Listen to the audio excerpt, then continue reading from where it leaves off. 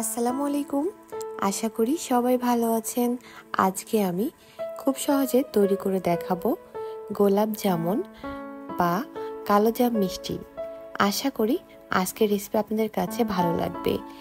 মিষ্টি খেতে কিন্তু মোটামুটি আমরা সবাই পছন্দ করি, আর হঠাৎ করে যদি বাসায় মিষ্টি খেতে ইচ্ছা করে তাহলে কিন্তু ঝটপট এই রেসিপি আপনারা ট্রাই করতে পারেন বা এভাবে মিষ্টিটা বানিয়ে নিতে পারেন। খুবই সহজে আর খুব কম সময় লাগে এই মিষ্টি বানাতে, আর খেতে কিন্তু ভীষণ টেস্টি। আশা করি আজকের রেসিপি আপনাদের কাছে ভালো লাগবে। ভালো লাগলে ট্রাই করবেন, আর কেমন হয়েছে কমেন্ট করে জানিয়েন। তো চলুন ফুল রেসিপি দেখে নেওয়া যাক। প্রথমেই আমি একটা বোল নিয়েছি আর মেজারমেন্ট কাপের 1 কাপ পরিমাণ গুঁড়া দুধ নিয়েছি, আর হাফ কাপ পরিমাণ ময়দা নিয়েছি, আর হাফ চা চামচ পরিমাণ নিয়েছি বেকিং পাউডার। এখন শুকনো উপকরণগুলো আমি খুব ভালোভাবে মিশিয়ে নিয়েছি। দিয়ে দিয়েছি 1 চা চামচের একটু কম ঘি। ঘিটা দেওয়ার পর আমি ভালোভাবে হাত দিয়ে দেখতেই পাচ্ছেন মিশিয়ে নিচ্ছি।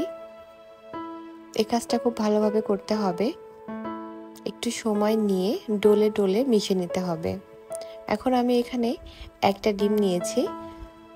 অল্প অল্প করে ডিম নিতে হবে পরিমাণ বুঝে। আমার কাছে মনে হয়েছে একটা ডিমে একটু কম হবে, আমি আগে দেখে নিয়েছি, তারপরে আমি আরও একটা ডিমের অর্ধেক পরিমাণ দিয়েছি। এখন আমার কাছে ঠিক লাগছে।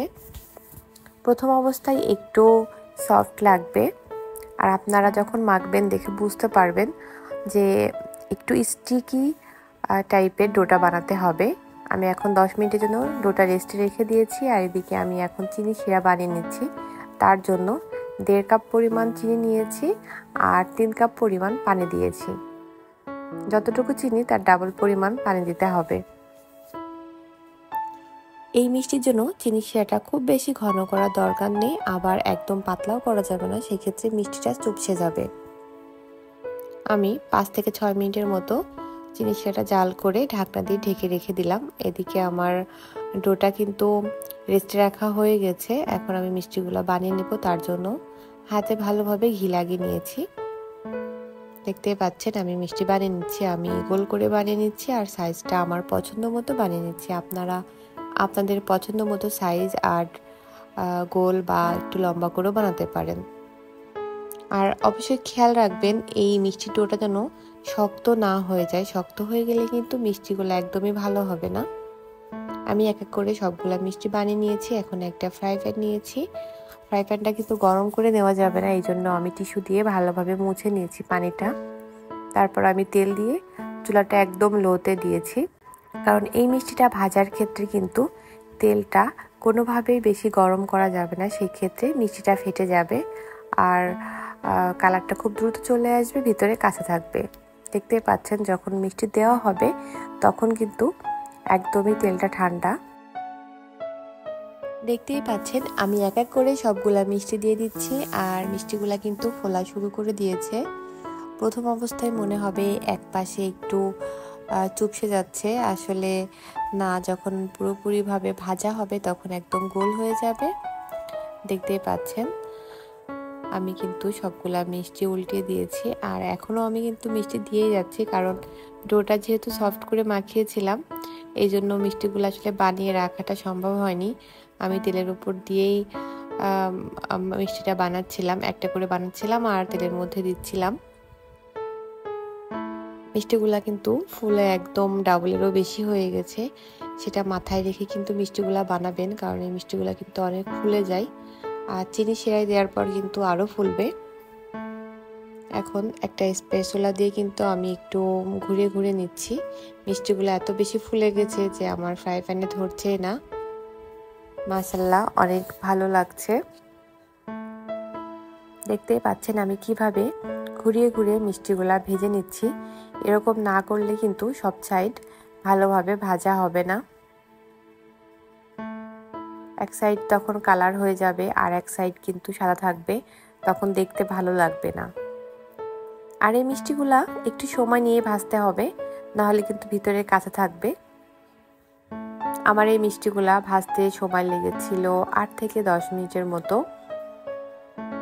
দেখতেই পাচ্ছেন আস্তে আস্তে কিন্তু খুব সুন্দর একটা কালার চলে আসছে, আর মিষ্টিগুলা কিন্তু একদমই গোল হয়ে গেছে, দেখে আপনারা বুঝতে পারছেন।